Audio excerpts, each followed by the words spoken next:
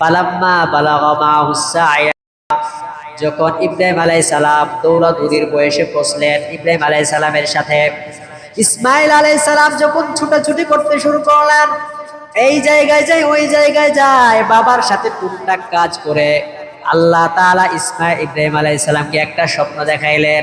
ক্বালা ইয়া বুনাইয়া ইন্নী আরা ফিল মানামি আন্নী আযবাহুকা ফানজুর মাযা তারা।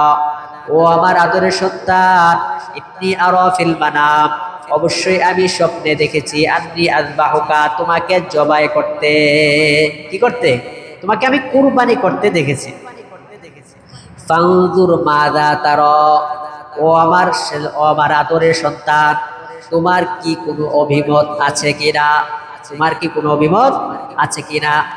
এর আগে আল্লাহ তাআলা হযরত ইব্রাহিম আলাইহিস সালামকে অনেক পরীক্ষা করলেন, সবগুলো পরীক্ষায় উনি পাশ করলেন, কোনো পরীক্ষায় উনি অকৃতকার্য হয় নাই, সবগুলো পরীক্ষায় উনি সাকসেসফুল হয়েছেন। এখন যে পরীক্ষা, এই পরীক্ষাটা তো অনেক কঠিন, কারণ এইটা তো ব্যক্তির সাথে সম্পর্ক না, ওই পরীক্ষাটা শুধু নিজের সাথে সম্পর্ক না, ওইটা হযরত ইসমাইল আলাইহিস সালামের সাথেও সম্পর্ক, হযরত ইসমাইল আলাইহিস সালামের সাথে সম্পর্ক। আগে যে পরীক্ষাগুলো গেছে আমার নিজের ছিল, এই জন্য আমি সেইগুলোতে সহজেই উত্তীর্ণ হতে পেরেছি।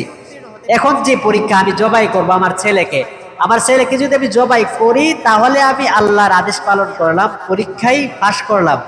আমার ছেলে যদি এখন রাজি না হয় তাহলে তো আমি সেটা পারবো না। এই জন্য ছেলের সাথে পরামর্শ করতেছে। কি করতেছে ভাই? ফানজুর মাযা তারা, ও আমার সন্তান, তুমি চিন্তা করে দেখো কি করবা। এই জায়গায় আমাদের জন্য শিক্ষা, একটা হলো ধর্মীয় লাইনে শিক্ষা,